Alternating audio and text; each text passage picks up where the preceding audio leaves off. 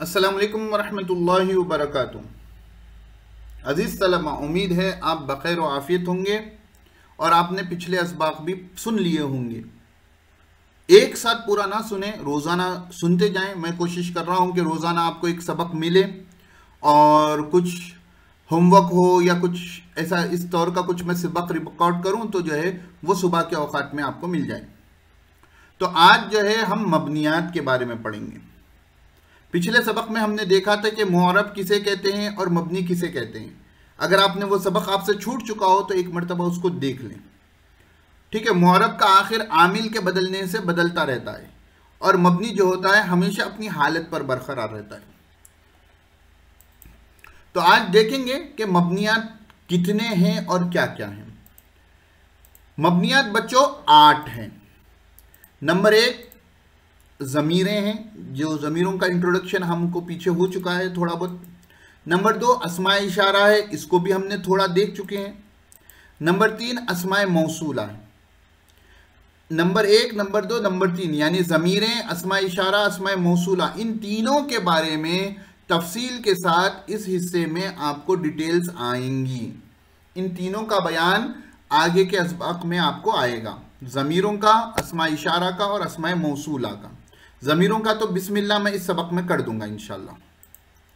उसके बाद जो है बाकिया जो 5 है, जैसे अस्माए अफ़आल, अस्माए अस्वात, अस्माए ज़ुरूफ़, अस्माए किनाया और मुरक्कबे बिनाई, ये जो बचे हुए 5 हैं उनकी तफसील आपको आसान नहव दुव्वम में आएगी।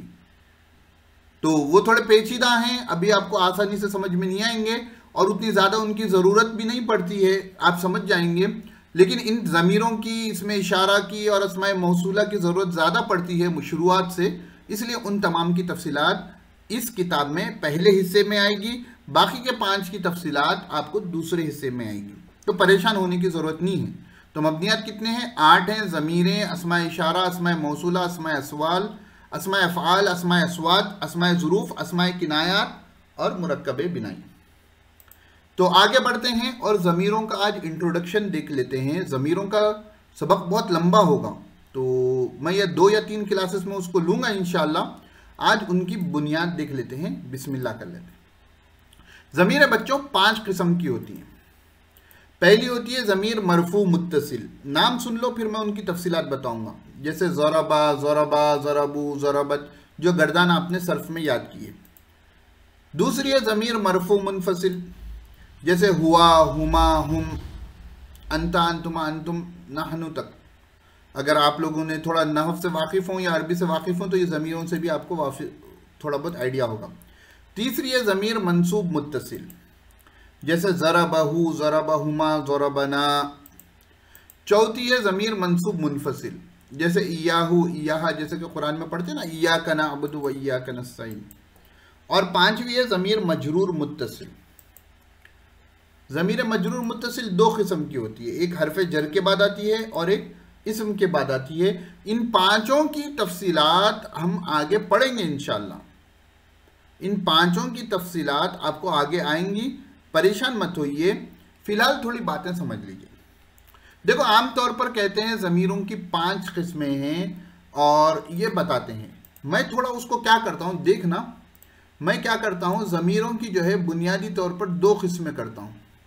बुनियादी तौर पर ज़मीरों की क्या होती है? 2 किस्में, एक होती है मुत्तसिल और एक है मुनफसिल। फिर मुत्तसिल की जो है 3 किस्में होती हैं, 1, 2 और ये 3। और मुनफसिल की क्या होती है? 2 किस्में होती हैं। बात समझ में आई? मुत्तसिल किसे कहते हैं मौलाना? नीचे पढ़ लिए होंगे पढ़ने वालों ने। मुत्तसिल कहते हैं मिला हुआ। मेरा घर मस्जिद से मुत्तसिल है, उनके घर से मुत्तसिल मेरा घर है, मेरी गाड़ी उनसे की गाड़ी के मुत्तसिल है, यानी मिली हुई, यानी बाजू बाजू, एडजेसेंट। और मुनफसिल कहते हैं जुदा जुदा, अलग अलग। मुनफसिल फसल कहते हैं जुदा को, उसी से मुनफसिल है।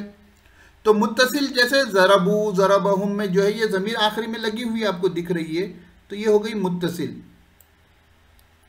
और जुदा में जो है हुआ आ गया, हुआ को एक साथ नहीं लिख सकते। खैर, इन तमाम की तफसीलात आपको आगे आने वाली है। पहले बुनियादी तौर पर इस सबक की तफसीलात देख लेते हैं।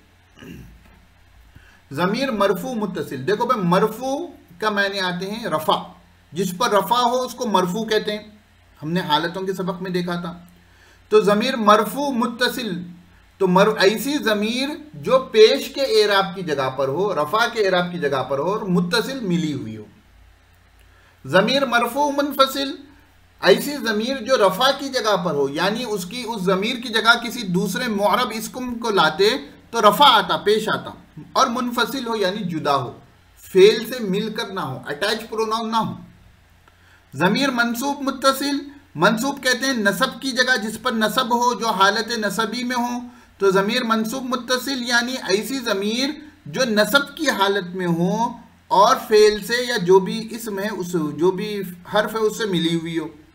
और ज़मीर मंसूब मुनफसिल ऐसी ज़मीर जो नसब की जगह पर हो, क्योंकि ज़मीर मबनी है ना भाई, मबनी पर एराब जाहिर नहीं होता, तो वो ऐसी जगह पर है, वो नसब की जगह पर है, ज़बर आने की जगह पर है, लेकिन ज़मीर होने की वजह से एराब जाहिर नहीं हो रहा।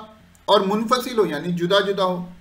ज़मीर मजरूर मुत्तसिल यानी वो ज़ेर की जगह पर हो और मिली हुई हो। याद रखना बच्चों, ज़मीर मजरूर की मुनफसिल नहीं आती, जुदा जुदा नहीं आती, वो मिलकर ही रहेगा, अटैच प्रोनाउन ही रहेगा, डिटैच नहीं होगा। तो ये दो किस्म का होता है, एक हरफ जर के बाद आता है और एक इस्म के बाद आता है। इन तमाम की तफसीलात ज़मीरों की, पूरे 5 ज़मीरों की तफसीलात इंशाअल्लाह आगे के सबकों में आएगी। तो ये सुन लिए हैं, बात समझ में आ गई है, थोड़ी बहुत आई है, बाकी की बात अगले सबकों में आएगी, हर एक की तफसील उसके सबक में आएगी इंशाअल्लाह। तो आप जो है अब जहाँ कहीं कुरान पढ़ेंगे, जहाँ कहीं कोई अरबी किताब पढ़ेंगे, हदीस पढ़ेंगे, तो इन ज़मीरों को ढूंढना बच्चों, कोई भी किताब पढ़ते हो ढूंढना है।